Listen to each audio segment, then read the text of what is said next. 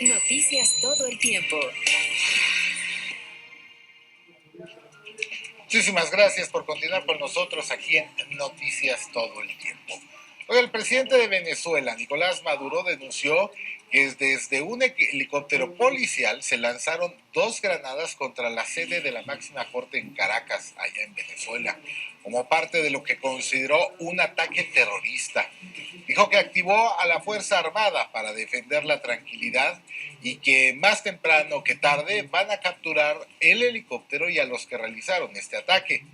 Los alrededores del Palacio de Miraflores se encuentran cerrados y se registró la llegada de tanquetas del ejército.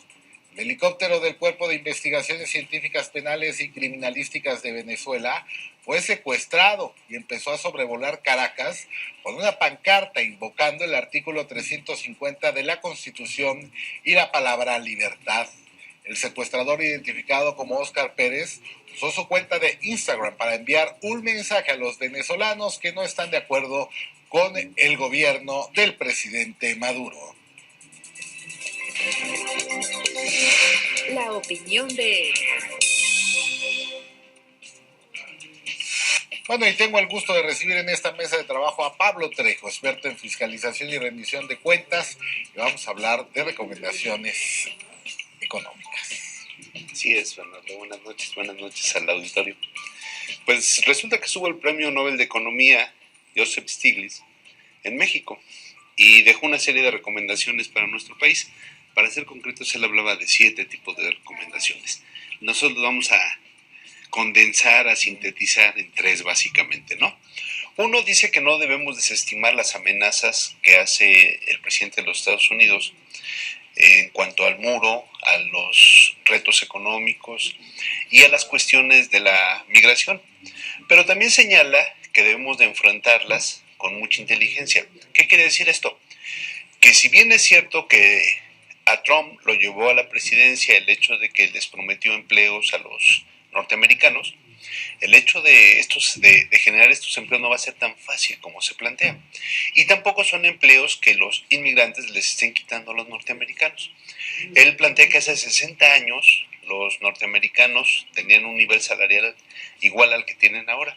Eso quiere decir que han perdido también su poder adquisitivo, y esto es producto por la concentración de la riqueza en las grandes corporaciones financieras. Él dice que hay una redistribución inadecuada de la riqueza, que hay una concentración brutal de esta riqueza en unas cuantas manos, y que aunque hay crecimiento económico, no hay desarrollo porque no se distribuye la riqueza de manera adecuada.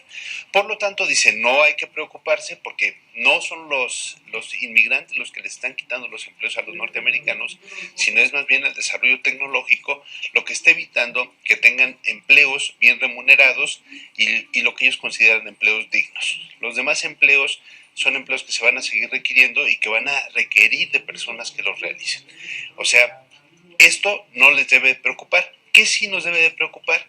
Que la condición económica ha cambiado, que nosotros dependemos en un 80% de la economía norteamericana, que no tenemos una política económica propia, fíjate, que estamos muy amarrados con la economía norteamericana y por lo tanto no tenemos una defensa clara cuando sucede algún incidente económico en los Estados Unidos, y eso no nos permite reaccionar rápidamente. Entonces él recomienda que aprovechemos esa nueva geoeconomía política, que México haga acuerdos multilaterales, no solo bilaterales, sino multilaterales, con los países de Centro y Sudamérica, con los países asiáticos, con la Unión Europea, y que esto permitiría que ese 80% se pudiera redistribuir y que no dependiéramos solamente de los Estados Unidos.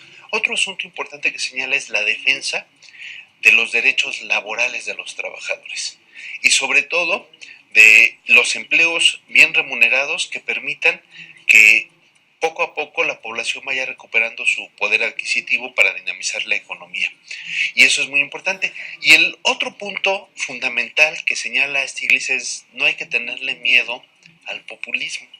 Y describe perfectamente a qué se refiere con eso. O sea, dice, no es el populismo como nos lo han enseñado. En la clientela. Exactamente. Él lo que dice es, a ver, cuando la población requiere algo... Es un poco el concepto de Barack Obama sobre el Exactamente, exactamente. O sea, él dice, cuando la población requiere algo, la democracia se construyó para eso, para dar respuesta a la población. Básicamente, ¿qué? En empleos, en salud, en educación, lo que hemos hablado muchas veces aquí. Eso no es populismo. El populismo se da cuando utilizas ese tipo de programas para un clientelismo político. Cuando tú lo usas para generar condiciones de equilibrio, de redistribución de la riqueza, de mejores condiciones de vida de la mayoría de la población, no, estás usando un concepto que se confunde con el populismo, pero que es en realidad para lo que fueron creadas las democracias. Y es en realidad para lo que debe de responder un gobierno. Dice, no podemos permitir no criticar a los gobiernos que se manejan como gobiernos corporativos, que lo que les interesa es el costo-beneficio y dejan de lado el beneficio de la población. Entonces no hay que tener miedo al populismo siempre y cuando esté encaminado para equilibrar las condiciones de vida de la población, para generar expectativas de desarrollo y, ¿por qué no?, para lograr la movilidad social. Entonces, estos conceptos que hace el Premio Nobel de Economía y recomendaciones que le da a nuestro país, yo creo que están en el punto clave, porque es un momento de rediseño de la política económica del país ante todo lo que estamos viviendo en el ámbito internacional y que debemos de valorar todos nuestros talentos y oportunidades que tenemos a nivel internacional y reencauzarlos. ¿Para qué? Para que la economía se dinamice y que esto genere beneficios para la población, Bernardo. A ver, sí estamos hablando. Lo que pasa es que creo que hemos confundido nosotros el término populista y que me parece que ese es básicamente el asunto, ¿no? Lo hemos asociado mucho con un clientelismo político, ¿no?, ligado a que las políticas públicas del gobierno se van hacia una forma de control, de clientelismo político, de adeptos en función de quien está en turno en el gobierno, cualquiera que éste sea, ¿no? Dádivas, etcétera. Estamos hablando de un gobierno, de una forma de populismo en la cual beneficiar a la población en términos macros, ¿no? O sea, al mayor alcance posible. Y ahí es donde de repente me parece que lo que tenemos en México es una confusión de términos o de calificativos, porque de repente nos pudieron haber parecido en su momento medio peyorativos y que hoy son una realidad distinta, ¿no? Así es, como hemos confundido el desarrollo social con las políticas asistenciales, que decíamos que son temporales, que ayudan para mitigar temporalmente el problema, pero que debemos buscar sacar a flote las potencialidades y el capital que tienen las personas para que se puedan desarrollar por sí mismos. Estas actividades autogestivas han pasado de lado y efectivamente estamos confundiendo el desarrollo social con el asistencialismo y el populismo con los políticas o programas clientelares. Que no necesariamente tiene que desaparecer una para existir la otra, sino coexisten, ¿no? Por supuesto que no, y aquí de lo que se trata es de equilibrar y de que si la población lo que requiere es medidas para su desarrollo, que éstas sean aplicadas a nivel, como tú decías, a nivel macro, a la mayor cantidad de personas que se pueda, a la mayor cantidad de mexicanos. ¿Para qué? Para crecer junto con la infraestructura que se debe generar, para crecer y tener mejores condiciones para el desarrollo económico. Ahora, esto no nos estaría llevando en un momento dado a plantearnos aquella vieja discusión de los subsidios directos y los cruzados. Sí, o sea, bueno, es parte de lo mismo. O sea, muchas veces hemos discutido aquí, Bernardo, ¿qué es más fácil? ¿Generar empleos o cobrar impuestos al consumo? ¿No?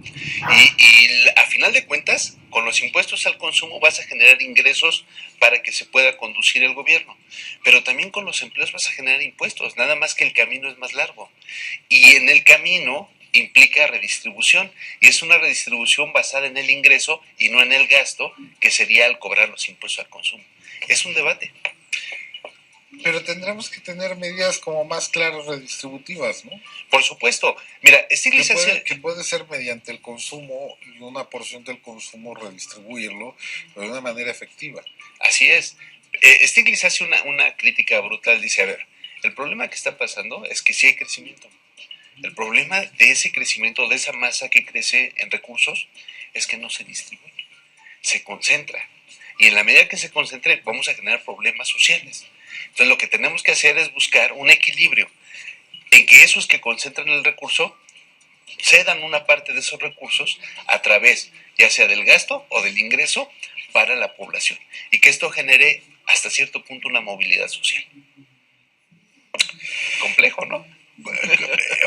Es que complejo sí, y a la vez no, porque lo que se necesita es primero tener la disposición para ceder, ¿no? Que eso es lo complejo desde mi punto de vista, porque soluciones me parece que los economistas han aportado toneladas de soluciones de redistribución, de canalización, de fondos de retiro, de tantas y tantas cosas y tantos mecanismos que simplemente, ¿no? Si tuviéramos una redistribución del ingreso también con una política hacia el futuro, ¿no? No tendríamos hoy los problemas que tenemos en términos, o no estaríamos dedicando los recursos que dedicamos a programas de asistencia social como el de adultos mayores, ¿no? Efectivamente, si hubiera un sistema de pensiones adecuado, no tendríamos por qué estar haciendo eso. Sí, a través inclusive de la...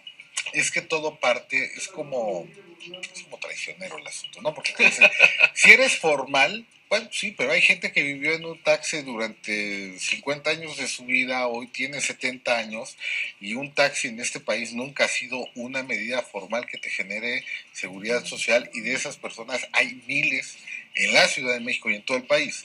Si tú hubieras tenido una política adecuada en términos de generar algún tipo de mecanismo para hacer una redistribución futura del ingreso presente, ¿no? Pues hoy no tendrías el problema de tener un programa tan agresivo de adultos mayores en todo el país. Efectivamente, pero fíjate, no aprendemos de eso. Tenemos el 52% de la población económicamente activa en la informalidad y no hemos generado un mecanismo para que esa informalidad se pueda meter a la formalidad y pueda acceder a este tipo de mecanismos donde pueda ahorrar de sus recursos para una pensión en futuro. Pero ahí es donde entramos en el asunto de la formalidad y la informalidad. Yo, a diferencia de muchos otros, yo sigo creyendo que hay un solo impuesto que pagamos todos y que tendría que ser un impuesto redistributivo, que es el impuesto al consumo. Bueno, ese es otro debate. Algún día tendremos que ver las ventajas y desventajas del impuesto al consumo y del impuesto al patrimonio o al ingreso. Así es. Querido Pablo, pues nos vamos a tener que echar un programa y lo vamos planificando porque no es una discusión de minutos. Exactamente, no es un tema porque hay muchos teóricos alrededor y te vas encontrando muchas trampas en el camino también. Efectivamente, así es. Por lo pronto, lo que nos dice Stiglitz es, la filosofía económica ya cambió.